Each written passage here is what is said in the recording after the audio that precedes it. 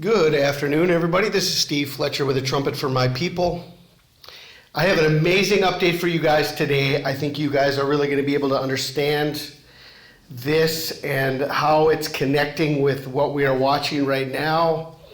There's so much information that we need to continue to search for and understand, and a lot of this has to do with the changing of the calendars, which is a constant searching for the truth, because the spirit of the Antichrist has changed the times and the laws. And a lot of that has to do with the changing of the calendars. There have been a lot of different modifications within the calendars. And so I'm going to share some things with you right now, and I'm just going to walk you through what I am seeing connected to what we're watching here in March. And I think this is going to make a lot of sense to you as you search for the truth. Okay, I'm going to start right here. I'm just going to walk through some information. The 1752 calendar change. Today, Americans are used to a calendar with a year based on the Earth's rotation around the sun, with months having no relationship to the cycles of the moon, and New Year's Day falling on January 1st. However, that system was not adopted in England and its colonies until 1752.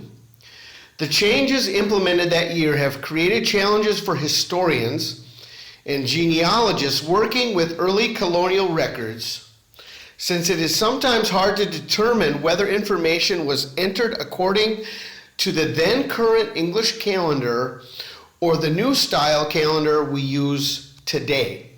Okay, this is exactly what I'm saying, that it's so hard to understand where things really happened in the past based on what calendar was used when the information was entered.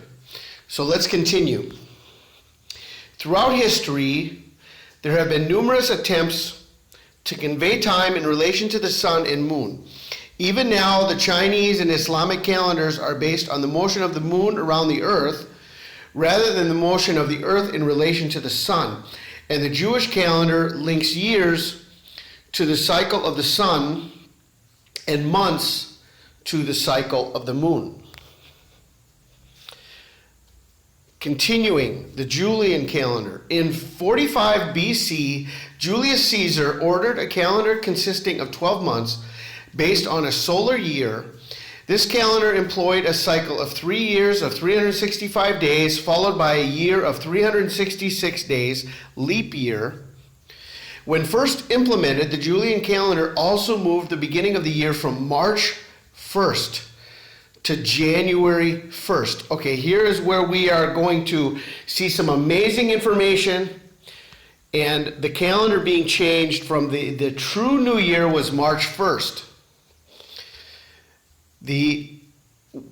When first implemented, the Julian calendar also moved the beginning of the year from March 1st to January 1st.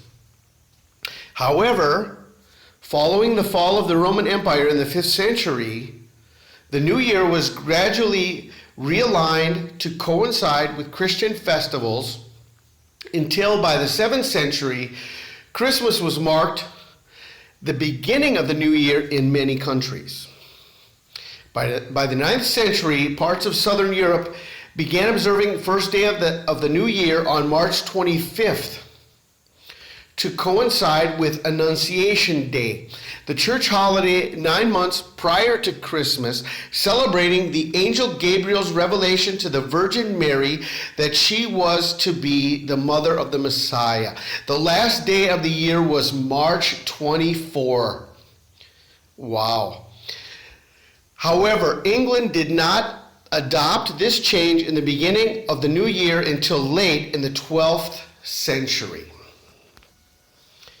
Okay, now we are looking at the beginning of March. Okay, we are right here now. Today is what? The 29th of February.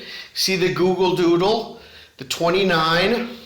Okay, and we have a Israel elections coming up on March 2nd. Okay? March 2nd. But look at the information here surrounding the Israel elections. The date of 3 March conflicts with an Israel Memorial Day. So Likud pushed for an election date of 16 March, while Blue and White wanted an election held on 2nd of March. The two parties agreed to hold elections on the 2nd of March and required the Knesset votes took place on the 11th and 12th of December. So right now we are looking at the beginning of March. Today is leap day, and if we did not have a leap day, today would be the first day of March. Okay? Well, in the olden days, the first day of March was the New Year. So we're looking at, on the original calendar, on the calendar that was used before the Roman Gregorian calendar and before the Julian calendar changed everything, March 1st was the new year. And we have an extra day by the leap year, February 29th. So we are looking at either March 1st today or March 1st tomorrow, the new year, right? The new year. Well, look at how this plays out according to the book of Daniel. And then we're going to bring all of this information together with everything we are watching between the elections of Israel and PURIM on the 10th of March, 9th or 10th of March, and then going forward to the spring equinox or the vernal equinox, March 21st, March 22nd, skull and bones, March 23rd, with all the things that we've been talking about between March 21st, 22nd, and 23rd, and how this is lining up with the first month. And look what the book of Daniel says.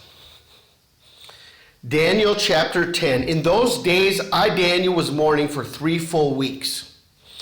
I ate no pleasant bread, neither came flesh nor wine in my mouth, neither did I anoint myself at all, till 3 whole weeks were fulfilled. And in the 24th day of the first month, as I was by the side of the great river, which is Hiddekel, then I lifted up mine eyes and looked, and behold, a certain man clothed in linen, whose loins were girded in fine gold of Uphaz. So Daniel, we were watching in January, right? We were watching in January, and January was lining up. There were so many things coming together, and then we had the great battle of Persia that began when the United States killed the Persian general of the Iranian army on January 3rd, right? Well, right now we have another process within Israel, which is an election that starts on the 2nd of March, that without the leap year could be the 3rd of March, depending on the calendar changes that have taken place. But we do know that March is the first month. So we have a 21-day battle that goes from the 3rd day to the 24th day. So if we're looking at March 23rd as a key day in what we are watching, and we add an extra day based on leap year that was added later, then we have the 24th day of the first month of March. Remember, all of this we need to understand. Daniel was in Babylon. Daniel was in Babylon, so he was not following the calendar of Israel. He was not in Israel. What calendar was he using? What calendar were they following in Babylon? Okay? And so, was March the first month in the time of Daniel? right? Now this lines up better also with what could possibly be Nisan, the first month. Even on the Hebrew calendar, the first month of Israel is the spring. It is not January. So even there, we're closer to the overlapping of the calendars. The first month, March. Okay?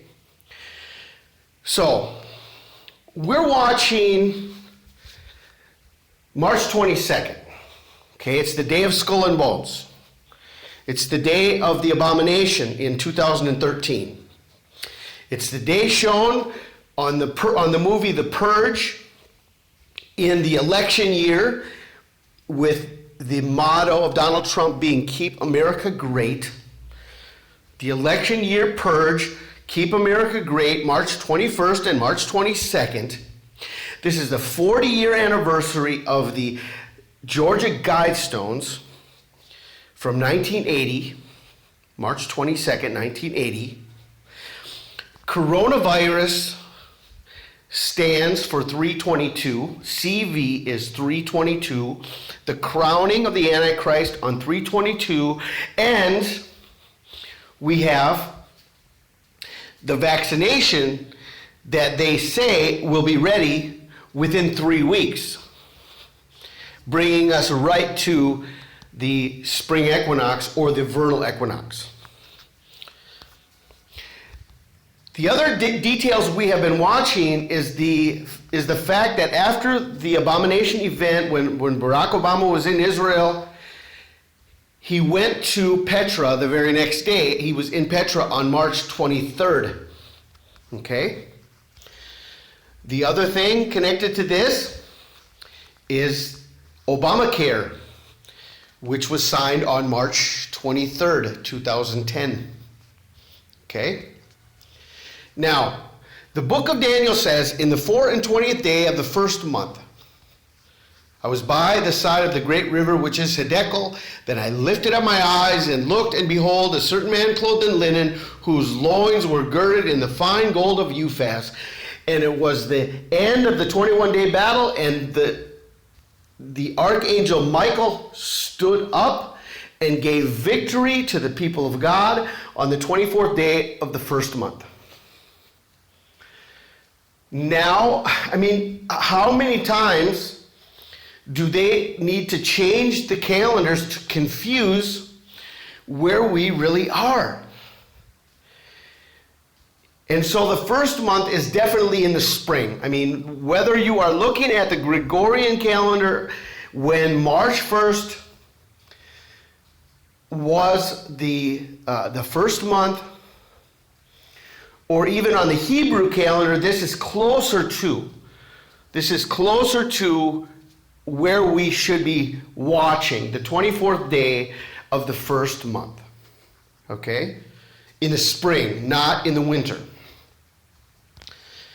Now, I want to share some more information that's going to tie everything together with what we are watching between March 22nd, March 23rd, March 24th, and March 25th, and how this all comes together from the original calendars. March 25th was the new year once upon a time. The new year, while basically a religious festival, has so much history behind it because it is related to the creation and adaptation of the Gregorian calendar. When the early Romans had devised their calendar, there were only 10 months, with March being the first month of the year. The practice of starting the new year in January is about 400 years old now. Okay? About 400 years old. This reminds me of where it's written, after 400 years, I will deliver the people out of the slavery. I will deliver you. That my people will be slaves in a land not their own for 400 years. And after 400 years, I will come. I will deliver my people. And so we've got a system that was put in place to enslave the people. A 400-year time of slavery. Well, March 25th, why March 25th? The Annunciation was once New Year's Day. Now, listen to all of this information, how it connects. Wow, this is amazing information right here. Pay attention, and if you need to, watch this video again so you can get the full gist of what is being shared. For centuries, the Feast of the Annunciation on March 25th, not January 1st, marked the first day of the new year. For centuries, the Feast of the Annunciation on March 25th, not January 1st, marked the first day of the new year. Happy New Year is what we would have celebrated along with the Feast of the Annunciation on March 25th if we were living some centuries ago. Back then, the Annunciation was also marked the start of the new year. The choice was well thought out and gives us lots to contemplate. Let's begin at this point.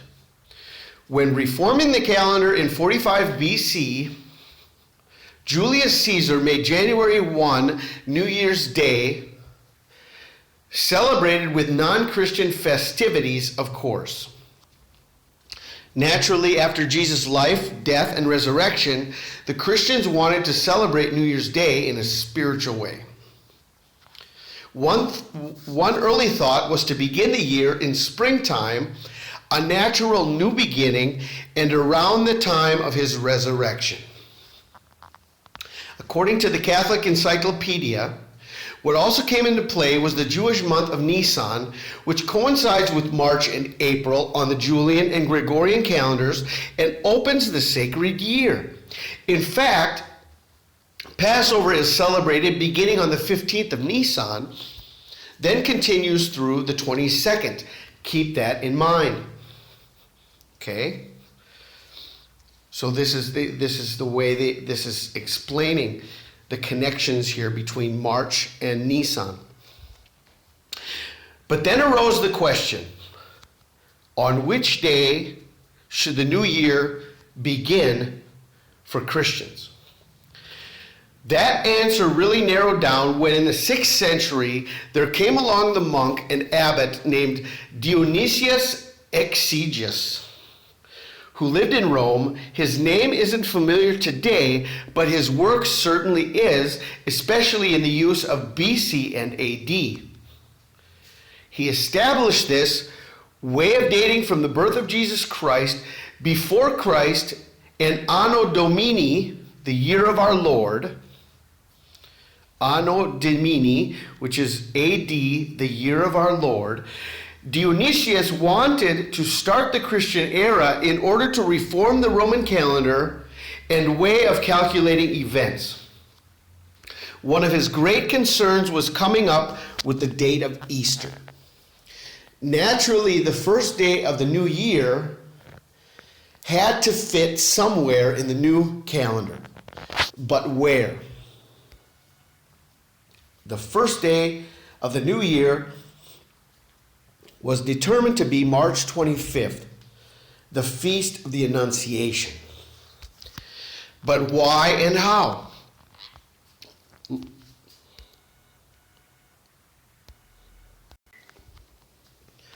Let's begin by looking at highlights of the all-important month of Nisan and its relation to Passover. And let's recall that Jesus was crucified at the time of the Passover lambs were being sacrificed. In his gospel, John makes this clear. It was preparation day for Passover, and it was about noon. A note explains the time Jesus, who John the Baptist identified as the Lamb of God, was sentenced to death, was the exact time the priests in the temple started slaughtering the Passover lambs. The official date then was the 14th of Nisan. Why? Because the fixed date on which Passover starts is the 15th of Nisan. John also tells us since it was preparation day, in order that the bodies might not remain on the cross on the Sabbath, for the Sabbath day of that week was a solemn one, the Jews asked Pilate that their legs be broken and that they be taken down. In that year, the 14th of Nisan fell on a Friday, since naturally the next day was the Sabbath, a Saturday, and the 15th of Nisan, and consequently the church has always observed Jesus' crucifixion and death on a Friday, Good Friday.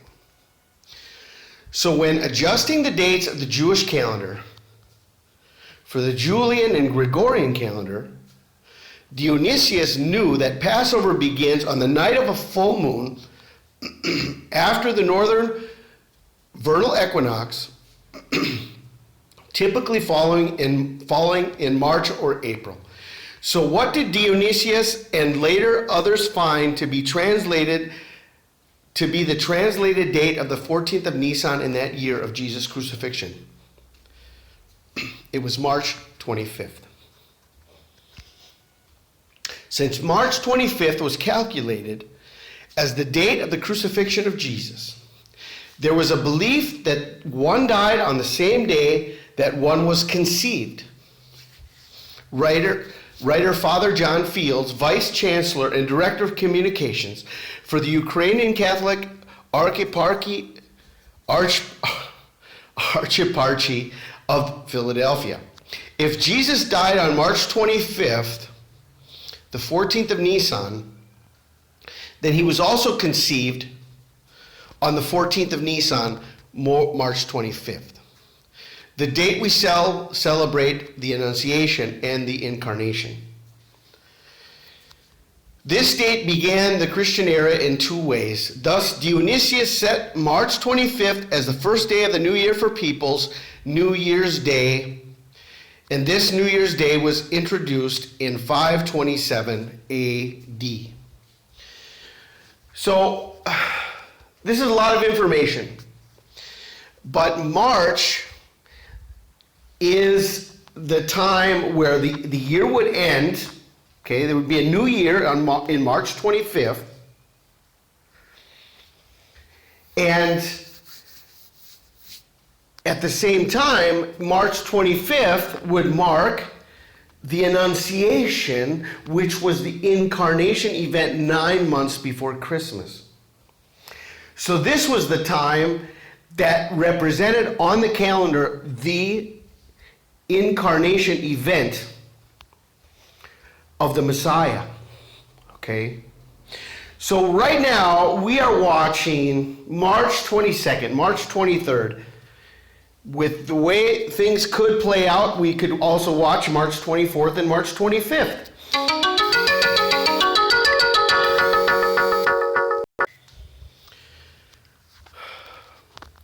So there's so much information to take in right now. We have the first month is March.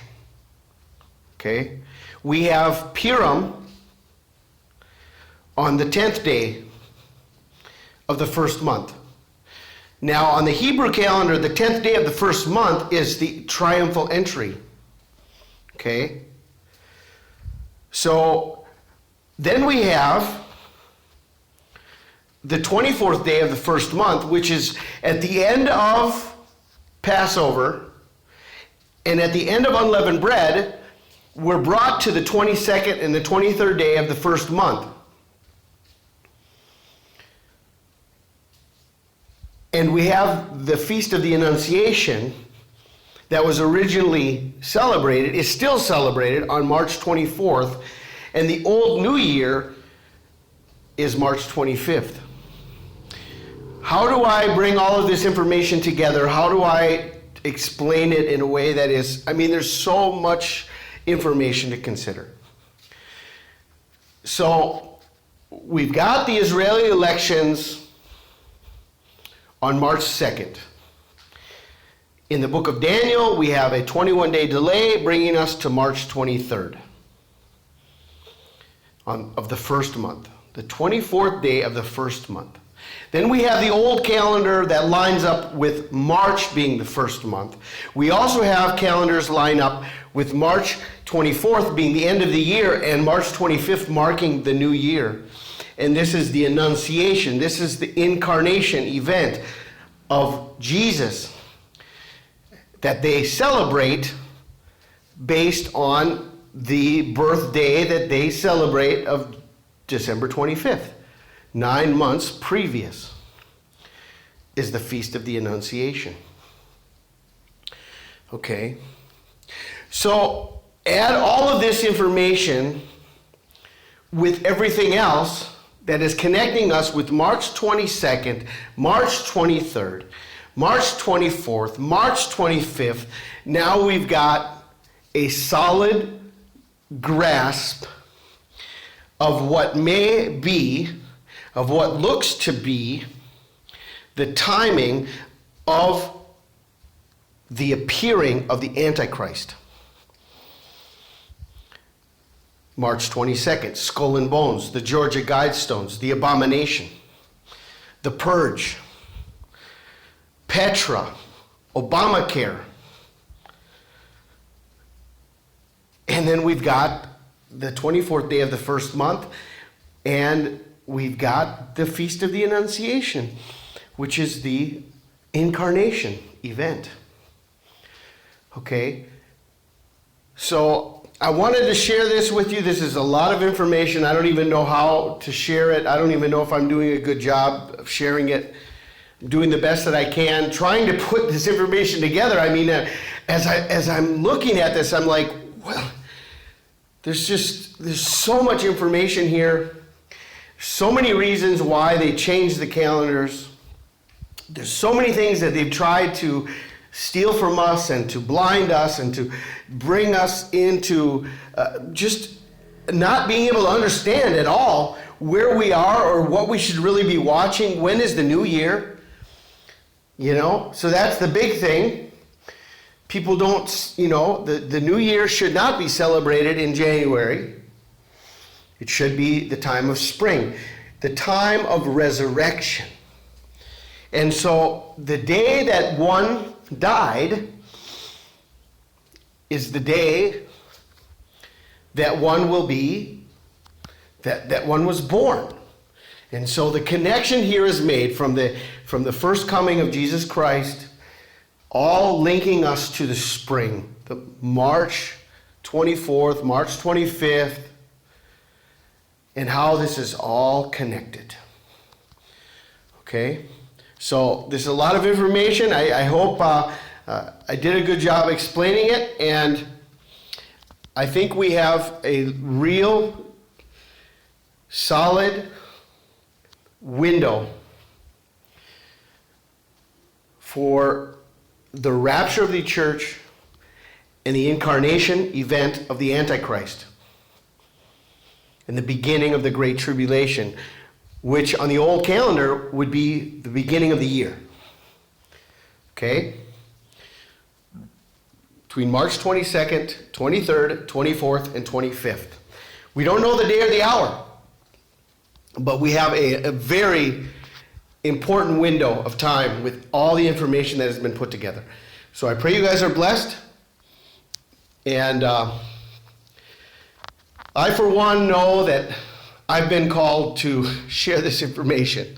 I know that God gave me a sign that was specific to me and gave me a specific calling and gave me understanding that only He could have given me. And I've been watching for 6, 7, going on 8 years now, okay? And this is just, it's getting more and more intense, and the closer we get, the more understanding that God is giving us. So I think this is amazing information about the first month, PURIM being the day of the triumphal entry, 22nd, 23rd is the end of unleavened bread. We've got this whole window of the first month and the connection to the old calendars. I'll close here. I pray you guys are blessed. This is Steve Fletcher with the Trumpet for My People. the sign of his coming revealed.